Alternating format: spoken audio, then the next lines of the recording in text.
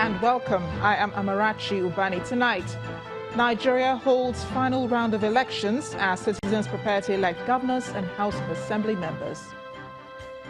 Sad day for the National Independent Electoral Commission as fire guts INEC office in Ibesukbo Asutan, local government area of Akwa Ibom State.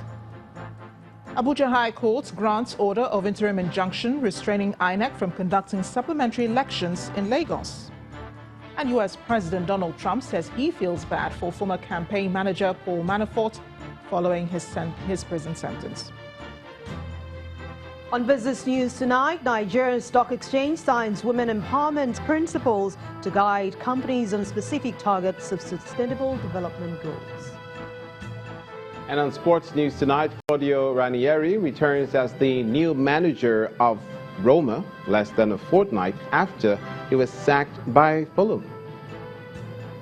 And from Abuja, Supreme Court orders final forfeiture of Patience Jonathan's $8.4 million to the federal government.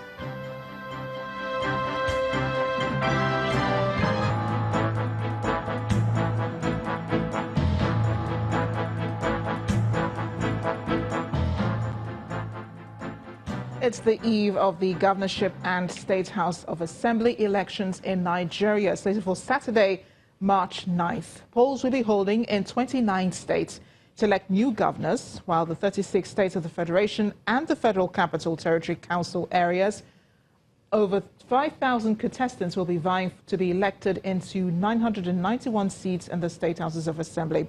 The electoral umpire, INEC, is offering assurances that it is prepared to conduct a hitch-free exercise even as it finalizes preparations. And just as the nation is getting ready for tomorrow's election, comes the news that INEC office in Ibesukbo Asutan local government area of Akwa Ibom State has been gutted by fire, a cause of which reportedly started very early this morning, still unknown.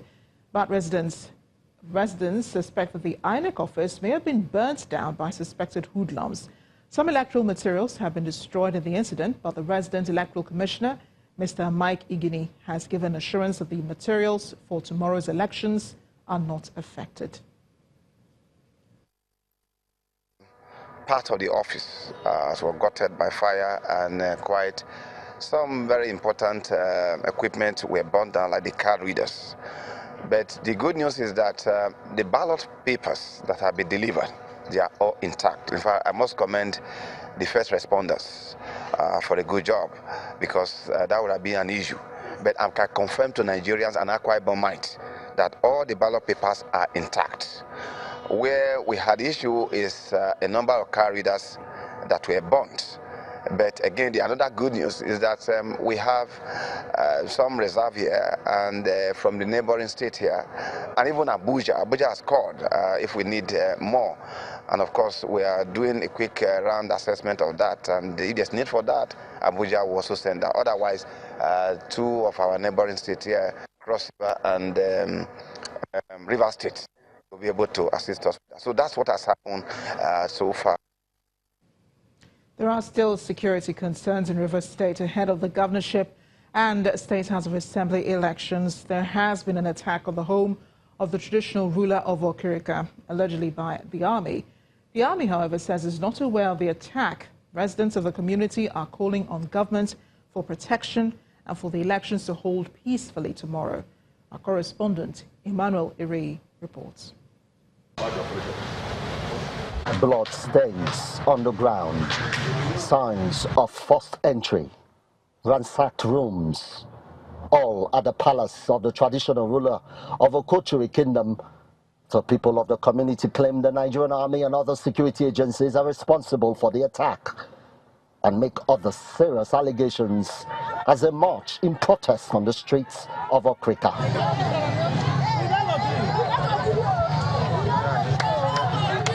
The traditional ruler, Ateka Tom, reportedly made a dramatic escape, but others in the palace were not so lucky. Soldiers and police invaded our royal palace, and destroyed many things and cut away many things. Also made some arrest of workers working for the new building, the new palace. That was not enough, as if they also went to the estate of His Royal Majesty and shot guns and killed one John Obu. The women of the community march in solidarity, decrying the incident and calling for intervention. Even as another resident and indigent tried to describe the situation. They put the whole community in a fright. Everybody is afraid. All the shops you can see in the whole community, all the shops are locked up. And we are saying, as a community and as a people, you all know that the king of Okochiri Kingdom, His Royal Majesty, King Ateke Michael Tom, JP, you know he has been adjudged as a peace ambassador. The people also alleged that the body of the person that was killed was taken away by the army, and over 20 persons arrested as well. I have had a chat with a spokesman of 6th Division Nigerian Army. He expressed his surprise at the news, insisting that he's not aware, but he was going to find out. Now there is a call for all sides to exercise restraint and avoid actions and words that are capable of heightening the tension ahead of the polls, as videos and reports of alleged arrests and illegal detentions continue to trend in Rivers. Emmanuel Ere, Channels Television News. The police in Katsina State have confirmed the abduction of the mother-in-law of the governor of Katsina State, Aminu Masari.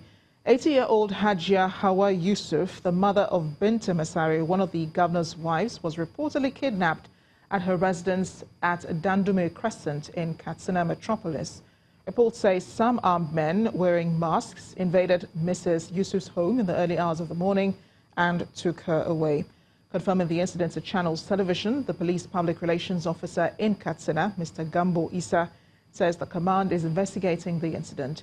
He has given assurance that police is following some leads and trailing the suspect towards a quick rescue of the victim. Now, the safety of voters and electoral materials appears uppermost in the minds of many Nigerians as people vote.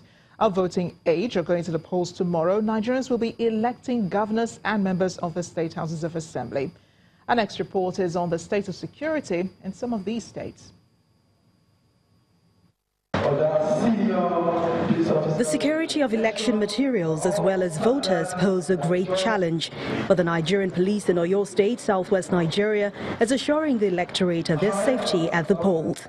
The security situation in Edo State, south Nigeria is not any different, as the police and sister agencies say they will be working hand in hand to guarantee the safety of lives and property. For Delta State, hotspots are getting due attention. Delta Central area, I'm talking of Udu, Uwe, Abraka and Ugeli axis. We have identified some flashpoints there, and our men will be jointly working with other security agencies to ensure that lives and properties of people there are given adequate security. Owing to the recent security concerns in Rivers State, south Nigeria, about 17,000 security personnel have been deployed to man various polling units in the 23 local government areas of the state. Entry and exit points in the state will also be covered by security personnel to guard against infiltration. There will be total restriction of movement of persons, vehicles, boats, vessels, or any other mechanically propelled engine, both on land and on the waterways, between the hours of 12 midnight on Friday to 6 p.m. on Saturday. In Akwa Ibom State, also in the south region, the arrangement here is at least 2 policemen and other security agencies will be present at each polling unit. The FCT, the Defense Headquarters, says the deployment of personnel is to help security agencies keep the peace. We assure all Nigerians that in tandem with our mandate, we will continue to complement and support the efforts of the Nigerian police, which is the lead security agency in ensuring that all law-abiding citizens of this nation and members of the international community go about their legitimate duties and obligations in an environment devoid of violence and insecurity. As peaceful more than even the first election. And finally, in Bauchi, north-central Nigeria, the police is reading the Riot Act to miscreants who plan to unleash mayhem and end Saturday's election. The police and other security agencies will be out to deal with any miscreants, political talks, or any disgruntled element that may attempt to foment trouble during the election according to the law. As the countdown to the governorship election begins, many Nigerians say they desire stronger collaboration and intelligence sharing among security agencies in the country to ensure that lives and property are protected when the voting exercise takes off.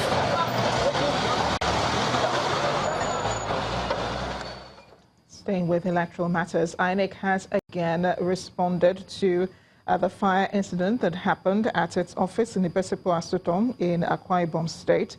In a statement signed by the National Commissioner and Chair, Information and Voter Education Committee, Barrister Festus Okoye, INEC says it has made a report to law enforcement agencies and the fire service and is liaising closely with both agencies to investigate and ascertain the cause of the fire, and if found to be a deliberate act, will ensure diligent and vigorous prosecution of those responsible.